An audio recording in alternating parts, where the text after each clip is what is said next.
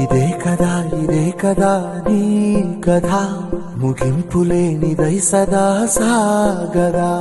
ఇదే కదా నీ కథ ముగింపులేనిదై సదా సాగదా. నీ కంటి రెప్పలంచున మనస్సు నిండి పొంగిన ఓ నీటి బిందువే కదా నువ్వెతుకుతున్న సంపద.